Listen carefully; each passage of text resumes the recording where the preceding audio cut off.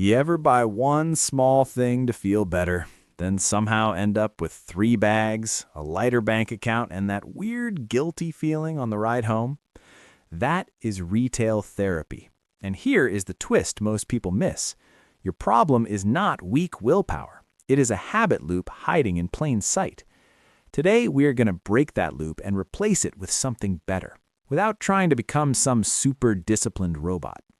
And the most powerful fix might be smaller than you think. Number 1, what retail therapy really is. Retail therapy is when you shop to change how you feel, not because you truly need the item. Maybe you feel stressed, bored, lonely, angry, or even excited and ready to celebrate. The purchase becomes emotional medicine.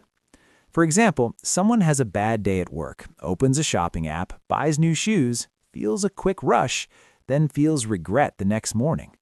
The shoes were never the real goal. Relief was the goal. And that is why this matters so much for money. When spending becomes a coping tool, your budget starts fighting your emotions, and emotions usually win.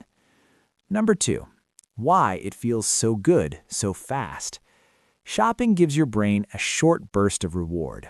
You see the item, you imagine a better version of your life, you hit buy. For a moment, your brain says, yes, this fixes something. But that feeling fades. Think of it like eating candy when you're exhausted. It gives a quick lift, then drops off. The same thing happens with emotional spending. The hit is fast. The piece is short. That is why people can say, I know I should stop, and still do it again. They're not broken. Their brain learned a shortcut. Number 3, the hidden cost is bigger than the price tag. Most people think the cost of retail therapy is the item price. It is bigger than that. It can mean credit card interest. It can mean less money for savings. It can mean more clutter. It can mean stress every time you check your account. Let's say someone spends $40 here, $25 there, $60 on a rough weekend. It does not feel huge, but over a month, that can quietly turn into $300 or more. Over a year, that could be thousands. The scariest part is that many people do not remember what they bought. They only remember that money feels tight. Number 4, your trigger comes before your purchase. Every habit has a trigger. Something happens first. Maybe it is a text from someone who upset you. Maybe it is seeing influencers online. Maybe it is getting paid. Maybe it is Sunday night anxiety. Maybe it is simply being alone with your phone. If you want better money habits, do not start with the cart. Start with the trigger. A simple example, if you always browse online stores after work, the real cue might be stress at 6 p.m. The shopping is not random. It is a response. When you can name the trigger, the habit stops feeling mysterious. Number 5, use the pause that changes everything. Here is one of the most powerful tools in this whole video, the pause. Before buying anything that is not essential, wait. Even 10 minutes helps. For bigger purchases, wait 24 hours. For very big purchases, wait 72 hours. Why does this work? Because emotion is loud at the beginning and quieter later. A pause gives logic time to catch up. For example, you might feel like you need that new jacket tonight. Tomorrow, you may realize you already own 2 that do the job. The pause does not ban spending. It filters emotional spending from intentional spending. Number 6, replace the habit. Do not just remove it. This is where most people fail. They say, I will just stop shopping. But habits hate empty space. If shopping helps you escape stress, you need another action that gives relief without draining your wallet. That replacement could be a walk, texting a friend, making tea, doing 10 push-ups, journaling for 5 minutes, or putting items in a wish list instead of checking out. Example, a person used to buy skincare products every time they felt overwhelmed. Now they make a wish list, take a shower, and revisit the list the next day. Most of the time, the urge passes. You are not removing comfort, You are changing where comfort comes from. Number 7, make friction your friend. Bad habits grow in convenience. Good habits grow with design. If buying takes one click, emotional spending gets easy. So make it slightly harder. Delete saved card details. Log out of shopping apps. Unfollow accounts that trigger you. Turn off store notifications. Remove shopping apps from your home screen. This is not punishment, it is protection. Think about junk food. If cookies are on the kitchen counter, you eat more. If they are not in the house, the choice changes. Money works the same way. Number 8, stop asking, can I afford it? This question tricks people. Can I afford it right now is not the same as, is this smart for my life? A better question is, what does this purchase replace? Does it replace part of your emergency fund, your debt payoff, your weekend peace, your future freedom? For example, yes, you may be able to afford a $120 impulse buy today, but if that means carrying a card balance, the true cost gets much higher. Good money habits grow when spending is compared to your goals, not just your balance. Number 9, name the feeling before you spend. This sounds tiny, but it is powerful. Before you buy, ask one question. What am I feeling right now? Be honest. Bored? Sad? Embarrassed? Anxious? Lonely? Jealous? Even happy?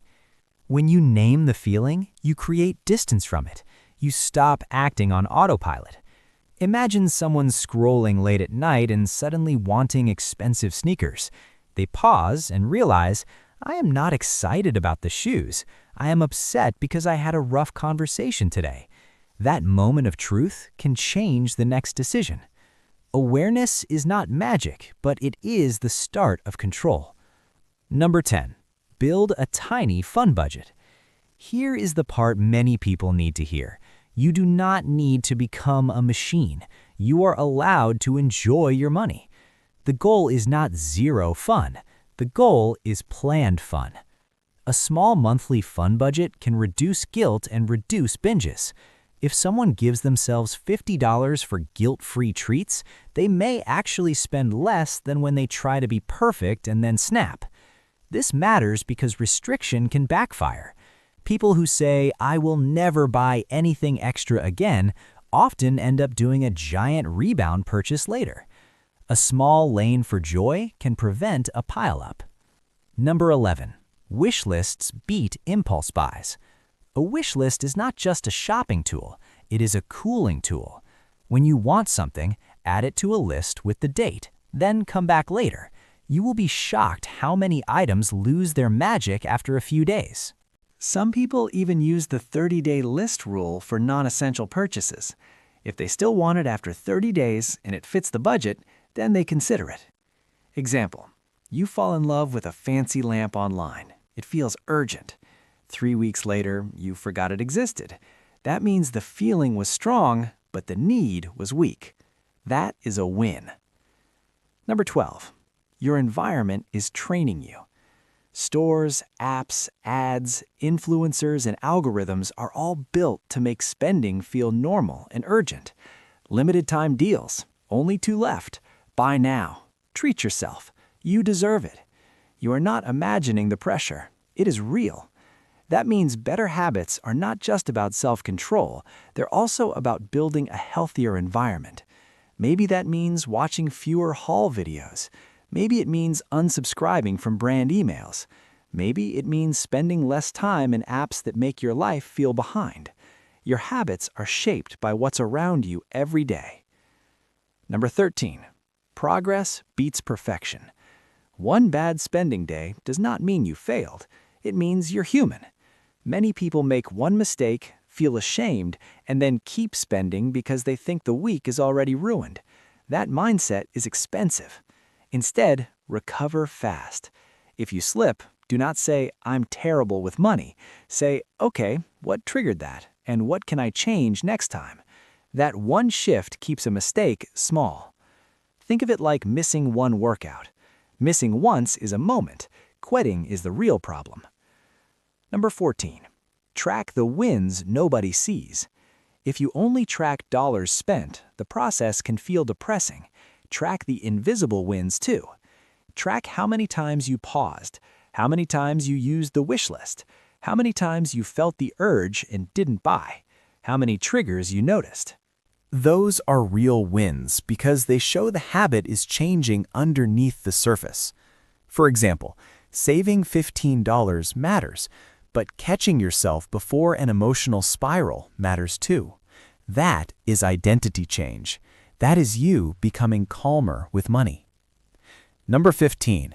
The goal is peace, not just saving. At the end of the day, this is not only about buying less stuff, it is about needing less stuff to feel okay. That is the deeper promise. When you stop using spending as emotional first aid, you gain more than money. You gain space, clarity, confidence, less shame, more choice. And here's the small shift I told you about at the start. The habit often changes the moment you stop saying, "I need more willpower," and start saying, "I need a better system." A pause, a replacement habit, a wish list, less friction to save, more friction to impulse buy. Tiny moves, big difference. Retail therapy feels like a shopping problem, but most of the time it is really an emotion problem wearing a price tag. The good news is that means you do not have to fight yourself. You just have to understand yourself a little better, then build around that truth. Which trigger causes the most impulse spending in your life right now?